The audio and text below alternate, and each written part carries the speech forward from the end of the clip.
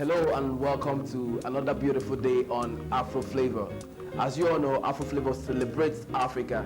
Arts, music, entertainment, fashion, cuisine, anything you can think of that depicts Africa, that is what we celebrate here on this program. And today, we're going to celebrate Africa in another form. We're going to celebrate arts in Africa, and we're taking a look at a particular artist that resides here in Aba, an artist of international acclaim. He is somebody I'm going to bring to you on this program. So I'm not going to let the cat out of the bag right now. All you need to do is to sit back.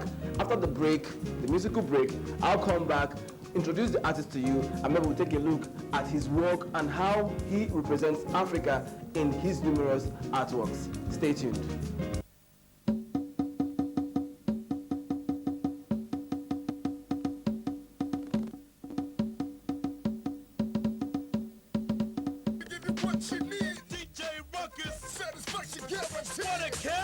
Try to shut me up and I'll scream louder. I'm like an X-rated movie during the family viewing hours. I associate most rappers with the hole that I shit through, and instead of Adam's apple, I bite on Eve's nipple. Put your hands up, say my name and bow. As long as the clock tick, it's pause time. From verse to verse, don't play, I drop coke lines. Sniff through your ears and blow your mind. Start blazing, party gun on this collaboration. Last man standing, I ain't scared of competition. Yeah, I come to save the day. Why till you pull me wrong? Yeah, you can do me, huh? That's the way they name my job.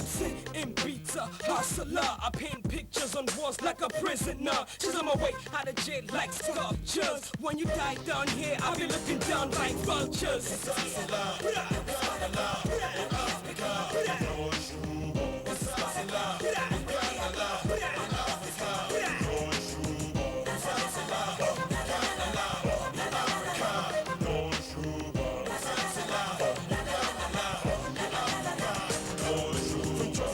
We open it like gynecologists. No visionary saw it or an optometrist. The one day we'll be rocking on the beat by rockers. But everywhere we go, we keep them unconscious. See, I love it when I break your jaws back.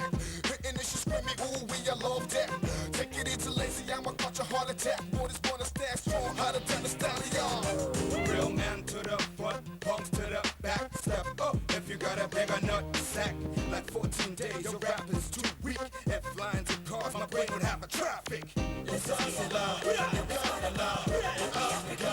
No sugar, it's hustler, it's hustler, in Africa. No sugar, it's hustler, in Africa.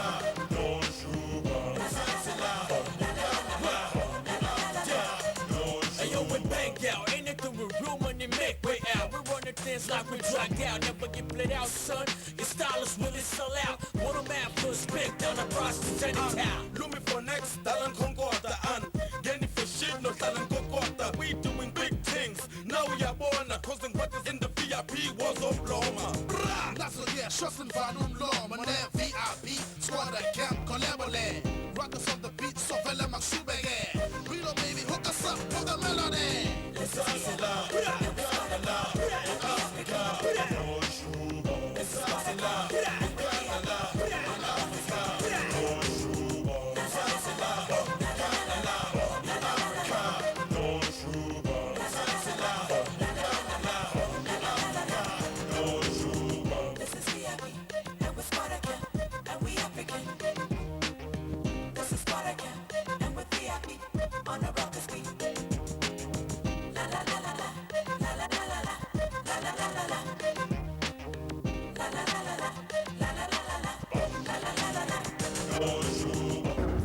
You're welcome back to Afro Flavor. Like I told you, we're going to take a peep into the heart of a highly talented and creative artist, a painter of international repute. I'm talking about Sir Mbono Christopher Emerem of Uburekwe in Isu local government area of Imo State. He is a self-trained artist and has represented Nigeria in several international exhibitions across the world, one of which is the International Contemporary Art Biennial Arad Roma. Well, his muscular lines and forms and vibrancy of colors which he uses in the artwork brings the strength and beauty to the artworks, making them come alive on canvas. It's been argued that Picasso's take on African art is, something he has been able to bring us the originality. So which means that he is better than Picasso. You can imagine that somebody like that living right here in the city. We are going to talk to him. We're going to see how his mind works and at the end of the day, find out why he places man and his environment in the center of his artworks. Stay tuned.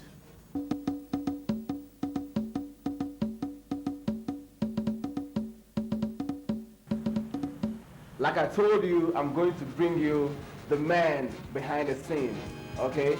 I'm talking about Sir Mbonu Christopher Emerim. He's here with me. I don't know what goes on in his mind when he starts painting, because his work is something out of this world. You need to see them, you need to hear him explain his work for you to understand, what I'm saying. I have him right by my side here, okay? He is the person you're seeing right now, a very normal, a very casual person, somebody you can see on the street, but a lot of things is going upstairs, a lot of things going on upstairs. Sir, you're welcome to Afro Flavor. Thank you very much. Thank you, sir.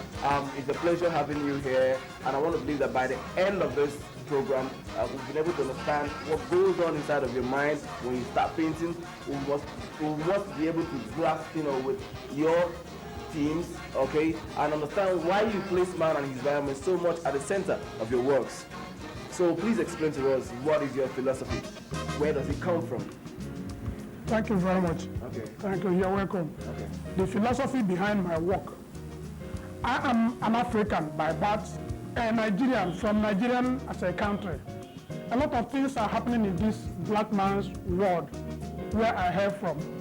And all these things have evoked a lot of feelings in me, gingering me to create works that are man-centered, that take man as the center of the function. Now, I have created a lot of works ranging from mundanity to the reality. So it all depends on the area of my painting or my art career you want to delve into. Thank you. There's some sense of spirituality and the naturalness about your work. If you want to drag it a little bit further, one could say some of them are mystical. Can you explain this and possibly do that with a particular painting you've done? Thank you. Now, as I said earlier, my paintings were not studied. Rather, they are natural color. They were evoked by experiences, my personal experiences in life as a Nigerian and as an African. And those experiences have metamorphosed into divergent views about life. Seeing life as a material, seeing life as an immaterial place. Now this one is called Solidarity with Humanity. Here you see human beings, a man and a woman. Here you see a group of human beings looking beyond their immediate environment. Now, but the central figure here, here are some other human beings, but the central figure here is a weeping face of an African. A weeping face of an African. Have you seen many Africans, have you seen their lives being capsized? As you can see here, their lives are capsized because our leaders are not showing us the way. They are not doing what they're supposed to do, what they claim they are doing. And all those things have made the entire system, have messed up the entire system, as you can see, as you move around on daily basis. There is a similar work that is analogous to the one I explained, as Solidarity with Humanity. Here is called Wrapped in Jungle Justice. As you can see here, here is an average African being tangled, being strangled to death by all these forces, man-made forces in our own environment, in our own system, making life difficult for the ordinary man. As you can see here, this is justice. This is justice here, hidden with the big hand of the oppressors. The ordinary person cannot obtain justice in where we are staying. And this is bugging me as an artist. And that is the principal spiritual impact that these works are trying to evoke. Now, this work here is titled Portrait of a Flamboyant Someone. Here, in the ordinary sense, you cannot see someone here. But look at the work, study the work stage by step, part by part. you will see someone in the entire setup. And this work, the sense behind it is that the few people who have reserved power to themselves by way of talking of representing the masses have made themselves flamboyant, have made themselves, put themselves in such a way that they are no longer reachable, they cannot be reached, they are no longer accessible, and parading themselves as leaders, but the purpose of being leaders are not seen. So this is why I painted this work I called Portrait of a Flamboyant Someone. A system where those who have power, who have the money, feel that they don't need any other person. Here you have another painting I titled Search Your Inward Conscience. Search your inward conscience. With all this embattled environment in which we have found ourselves, my paintings are calling on Africans, on ordinary Nigerians, on our leaders, on the church leaders, on the religious institutions, anybody, any place you find yourself, any position, any post you are occupying. The paintings are asking you to search your inward conscience. Here you see this gentleman in the abstract realm looking inward. You can see him here putting his head inside his body, asking himself, is this problem from me? Am I the problem of the nation? Am I the people causing sleepless nights for the ordinary masses? If I am, please change. If I am, please, I will change. That is the essence of this work. This is the sense behind this very painting. The work is calling for a change that will transform the entire setup.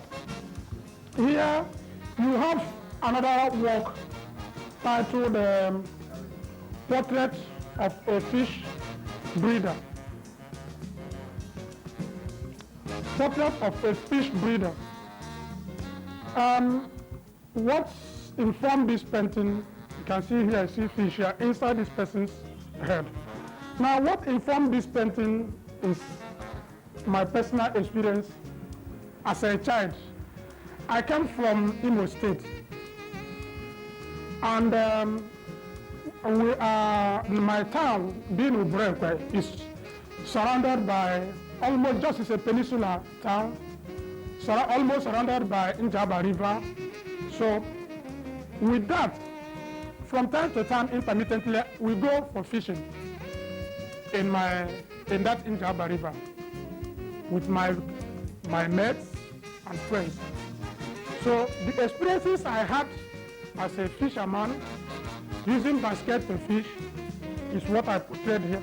Because before we go, we will be filled with joy that at the end of the day we come home with a big catch.